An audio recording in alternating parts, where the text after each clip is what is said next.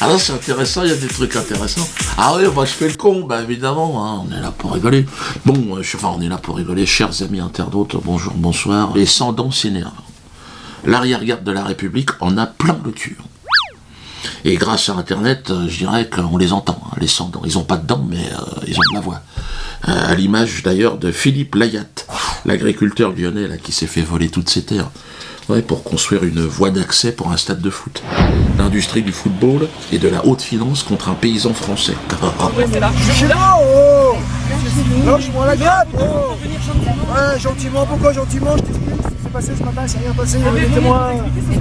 Et ben alors, mais moi je dois m'occuper de mes bêtes et tout. Punaise! Ah, le face à face, c'est pas évident, mais il est remonté. Hein. Puis crois-moi bien qu'il va pas se laisser marcher dessus, écoutez-le. Je peux pas accepter l'inacceptable. Et ils le savent, de toute façon, je suis déterminé. J'irai jusqu'au bout et je suis prêt à y donner ma vie. Voilà ce que j'ai à vous dire maintenant. Et ils le sauront de partout. Parce que quand ils vont venir chez moi, là, ils vont commencer à comprendre. Ils vont tout de suite comprendre. Il faudra qu'ils me passent dessus, de toute façon. Ou qu'ils me mettent en prison. Et quel crime j'ai commis? J'ai commis un crime de posséder des terres. Est-ce que c'est de ma faute? Non. Alors faut arrêter, c'est eux les criminels. C'est eux qu'il faut arrêter. Évidemment, il a tout mon soutien. Et j'ai besoin de le préciser. Et tout le soutien de l'atelier de chansons potaches. Toute l'équipe et de Roger Lamouche. Roger, ouais. Oui, et du PQ. Ah oui, mais attention, pas de récupération politique. Quoi? Oui, le parti politique avec Alain Soral. Oh, commence pas à faire le jaloux, qu'est-ce qu'il y a? Mais non, je ne me présenterai dans aucune élection, Roger. Je suis inéligible, moi. Mais je ne t'ai pas menti quand je te dis je ne ferai plus de politique. Mais je participe à... Écoute, c'est quand même pas une mouche à merde qui va commencer à me raconter n'importe quoi. Je participe à un truc de réflexion, je ne me présenterai pas. Mais ça n'empêche pas que je te soutiens. Oh putain, il est chaud, Roger. Hein. Alors donc, oui, Roger. Donc, mais là, on est en train de parler de Philippe Layatte. Bon, donc, n'écoutez pas. Est-ce que quelqu'un peut s'occuper de Roger? Voilà, tu as cogné sur la gueule, très bien. Donc, Philippe Layatte, signez la pétition de soutien à Philippe. Philippe, Fifi, la ficelle, comme on l'appelle, dans le métier. Lui et ses moutons, on est derrière toi. Signez la pétition, mais par contre, vous n'êtes pas obligé de filer votre fric à la boutique militante. Non, eux, je les sens pas. Il y a de la récupération. Voilà, bon, Roger, tu te tiens tranquille. Voilà, il y a de la récupération. Et faut éviter Nous, on est là pour soutenir Philippe, mais pas pour la récupération. Oui, et toi aussi, Roger. Mais c'est pas vrai, qu'est-ce qu'il a aujourd'hui? Oui, mais je te trouve un peu bizarre. Il est devenu une vraie star. Tout le monde me parle. C'est bien simple. Tout le monde, maintenant, dans la rue, hey, Roger Lamouche, qu'est-ce qu'il devient? Mais l'autre, il pète les plombs, donc calmez-vous avec Roger Lamouche. Hein. L'autre, il a essayé de vendre son cul chez Nagui. Tu crois qu'on t'a pas vu, Roger? Si. Si, t'y étais. Tiens, regardez les images. Ne bougez pas, ne bougez plus. Vous avez une mouche sur le... Ne bougez. Ah, je voulais... Voilà.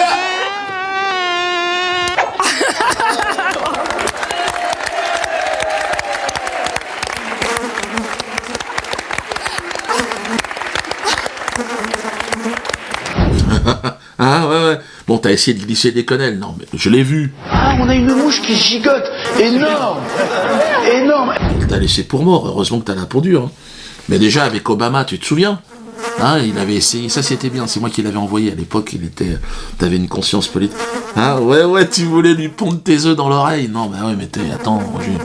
It's your characteristic of our... Sorry, I'm going to start over. I'm going to start at I will contrast. Hey, get out of here. That's the most persistent fly I've ever seen. Nice. Il est vif le Obama. Je pensais pas qu'il était aussi vif que ça. Il est con, l'autre c'est une femme de ménage de la banque, mais tac, il a un petit coup de patte qui va bien. Même Obama, mais tu peux pas... On est de la merde, Roger. Je me permets de te reprendre, Roger, en allant chez France 2, chez Nagui, t'as pas... Non, puis il y a un côté, je me chie dessus. T'as un petit côté Mamadou Sakho, tu devrais porter des couches, d'ailleurs. Je sais pas s'ils font ta taille, les couches Mamadou Sakho. Vous connaissez pas? Ah, bah attention. Glisser des quenelles en toute sécurité, avec la couche Mamadou Sakho. Mamadou Sakho, maladie de la jeunesse.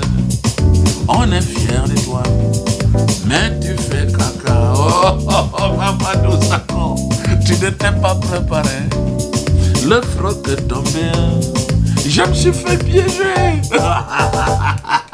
Ah, sacré Mamadou, on t'aime bien, Mamadou. Par contre, il y en a qui n'ont pas besoin de couche, Patrice Carteron. T'en voilà un qui a le froc bien attaché. Ouais, champion de boxe, Kawan et tout ça, là. Je sais pas comment il MMA, mais... ah bah lui, ça castagne, et même son dernier adversaire, il a pas voulu monter. Hein.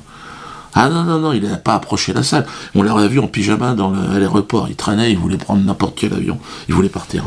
Quand tu combats un Américain, tu connais, hein, comme le complexe qu'on a en France, hein, c'est d'après une étude aux États-Unis, les Américains, dès que tu touches un Américain, c'est bon, tu vois. Donc c'est pour ça qu'on a parlé de moi. C'est tout. Après, la vie, elle est revenue, on ne me calculait plus. Donc après, moi, j'ai dit tous d'aller tous le faire, hein. Stop les gros mots, comme dirait son directeur de publication. Je vous cache pas qu'il est déjà sélectionné pour les Quenelles 2015. Là, on est à un très très haut niveau. Chez les sportifs, il y a deux catégories. Hein. Il y a ceux qui bon, il y a Mamadou Sakho, et puis il y en a ceux de la trempe d'Anelka. C'est vrai que là, ça a du goût, là, ça tient. Là, c'est vrai que c'est toujours spectaculaire. Bon, Anelka, un frère, évidemment, tout comme Patrice Carter. Voilà. Les gars, ensemble, allons-y. Foutons-leur vraiment. C'est fini, hein, le temps dont vous fermez nos gueules. Alors, le titre de la vidéo, l'a vu, c'est BHL fait un four. Oh, le four. Alors, allez pas le prendre, évidemment. C'est la définition du four. Un bide, ça n'est pas un succès, quoi. C'est ça. Hein. N'allez pas chercher, même si BHL va dire c'est un four, donc c'est antisémite. De toute façon, ceux qui ne vont pas voir mon spectacle sont des antisémites. C'est les années 30, la bête immonde est toujours féconde de l'autre.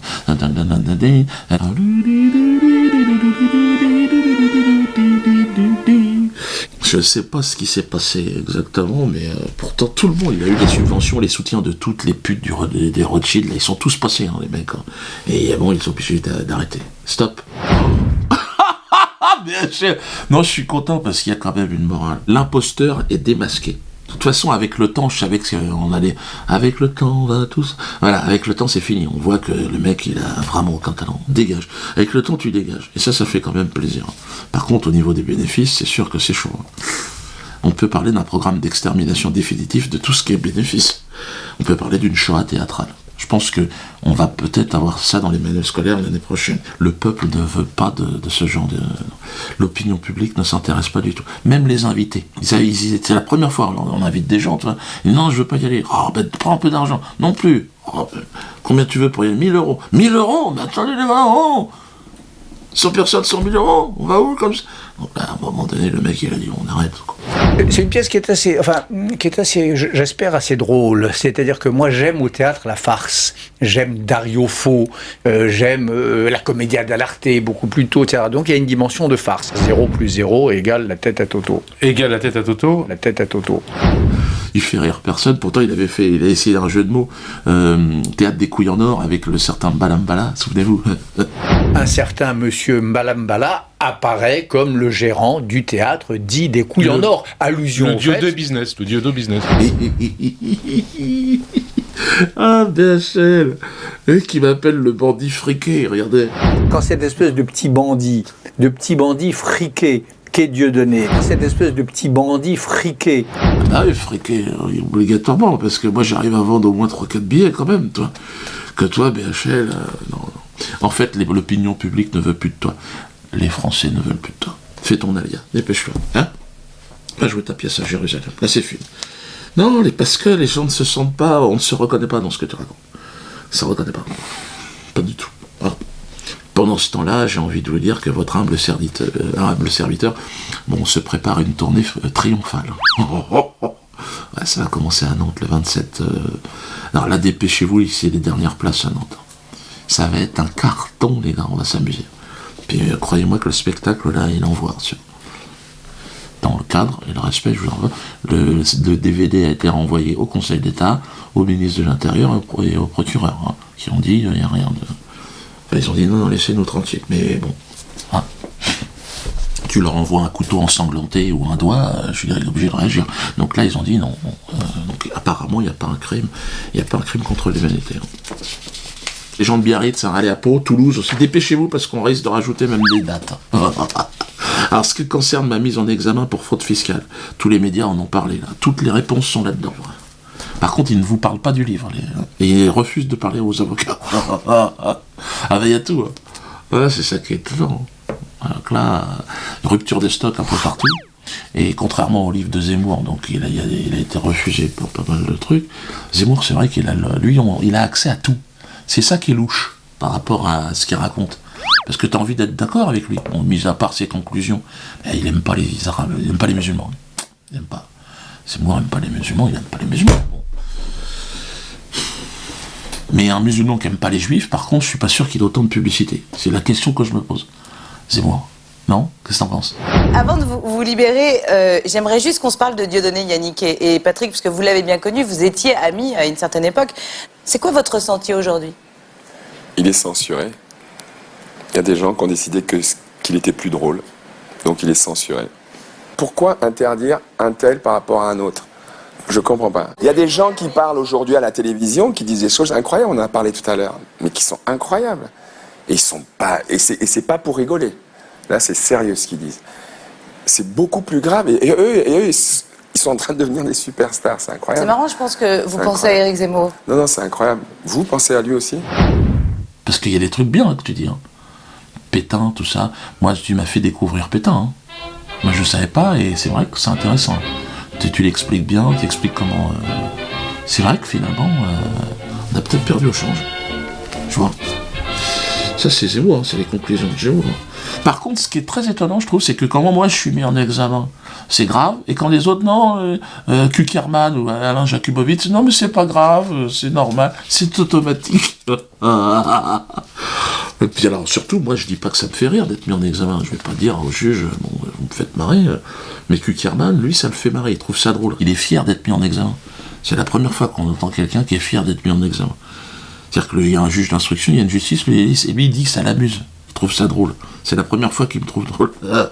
Je suis donc mis en examen par Dieudonné pour avoir déclaré sur Europe 1 que Dieudonné est un professionnel de l'antisémitisme. C'est pas drôle, ça? Pour une fois, une seule, Dieudonné est comique. Ben, je te rassure, Roger, toi, je t'ai toujours trouvé à pisser dans mon froc. Hein. Mais là, ton truc, tu lis ton texte, la petite cravate rouge déjà change. Au risque de surprendre, je suis fier de cette mise en examen. Ce que je trouve incroyable, c'est le côté extrêmement hautain. T'as vu, il est au-dessus de tout, au-dessus des juges, Roger, au-dessus des lois. Vous me faites rigoler, comme si moi j'allais dire quand je suis mis en examen au juge, bon c'est drôle, je suis fier d'être devant vous. Ça se fait pas quand même. Même mes collègues d'atelier de chansons de potage, Germain et Alfredo, hein, ils m'ont dit on est scandalisés. Non, il y a quand même un respect de la loi. T'as un respect du juge. Il y a quand même y a un protocole. Je veux dire, tu te mets une petite chemise bien propre, t'arrives pas à tout débrailler. L'autre, t'as vu, il a retombé la veste. Ouais, j'encule les juges. Enfin, grosso modo, c'est ce qu'ils nous ont dit. Même Germain m'a dit, ça va trop loin cette affaire. L'autre, ça le fait marrer. Voilà. C'est pas drôle, ça? Mais Roger, de toute façon, j'ai retrouvé une image de toi, regarde. Tu vois, regarde dans le regard, Roger, tu vois, on voit, souligne le regard. Ouais, non. Toi, j'ai pas envie de te confier mes gosses. Toi, et je pense qu'on est très nombreux à se dire, oh là là, Roger, ouais, vous avez le même prénom, c'est vrai. Ouais, Roger Lamouche, et ouais, Roger Kuckerman. Oui, mais toi, tu sens bon, ouais, Roger. Quand tu l'ouvres, on a quand même la sensation d'avoir affaire à quelqu'un de raisonnable. Hein. Roger, lui, il est mis en examen, mais il dit pas de quoi exactement. Il dit, l'antisémite, non, Roger, c'est pas ça. Roger, il faut que tu relises ton dossier, là. Hein. Parce que nous, on a quand même un dossier, c'est-à-dire que c'est une procédure en cours. Normalement, t'as pas à en parler, mais lui, il en parle. Donc, moi, je laisse mes avocats gérer ça, mais c'est vrai que... Mais lui, c'est plutôt la finance. J'ai vu dans l'excellent bouquin là, de Paul-Éric Blanru, que j'ai pas encore lu, hein, mais j'ai commencé à lire des passages, il y a une phrase de Roger Kuckerman. Je me découvre une vocation de financier. Suite à la lecture donc, de l'ouvrage d'Henri Coston, il m'a convaincu que les banquiers avaient un pouvoir considérable sur l'économie et qu'aucune profession ne pouvait s'avérer plus intéressante. C'est incroyable, hein. Ouais, c'est le fric. Bon, pour ça, la loi, pour lui, il l'instrumentalise, il est au-dessus du Conseil d'État, toi. Parce que le Congrès juif mondial avait fait plier le Conseil d'État, il s'en était vanté, il avait trouvé ça bien. Ouais, bon, pourquoi pas, hein. Pourquoi les médias n'en parlent pas? Ça, c'est la vraie question. La vraie question, c'est une mise en examen quand même importante d'un homme qui reçoit tous les présidents de la République. Donc BHL, au revoir. Salut. Donc oui, Roger, t'as raison. Les pubs, ouais, Roger, parce qu'il vit un peu là-dessus, Roger. Ben oui, Roger, mais encore une fois, moi, tu sais bien que je suis contre ce genre de choses, normalement. Bon. Ceux qui ont leur petite boîte et qui veulent faire un peu de publicité sur ces vidéos-là, vous pouvez le faire. Comme on est passé sur Dailymotion et Rutube, maintenant c'est autorisé, donc, c'est pas un problème. Donc si vous avez envie de faire un peu de promotion pour votre magasin, hein, donc, non, vous n'êtes pas obligé, c'est pour ceux qui veulent, hein. J'ai vu 1 million de fois le truc. Bon, si vous voulez faire un peu de promo, bon, c'est quand même mieux qu'un petit journal local, des fois. Bon. Enfin, vous voyez, si vous n'avez pas envie, pas de problème. La non-assurance, parce que ça, c'est mon projet, je vais expliquer. Hein. Moi, je pense que la politique la plus sérieuse, c'est de s'émanciper. Et le programme le plus sérieux, c'est celui-là, la non-assurance. Et là, on est dans la dernière ligne droite. Hein. Plus de 90 000. Donc vous continuez, donc on sera à 100 000 dans très peu de temps. Et je pense que là, c'est vraiment le projet d'émancipation totale. On va être complètement libre.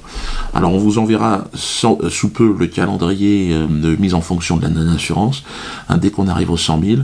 Donc ça devrait arriver à la mi-novembre. Puis on va vous dire comment on fonctionne et comment va fonctionner la non-assurance et dans combien de temps. D'ailleurs, j'ai une réunion, là j'y vais. Hein, allez, je vous laisse avec vous voulez glisser des quenelles en toute sécurité? Oh, il n'y a pas de problème. Il vous suffit d'acheter les couches Mamadou Sakho.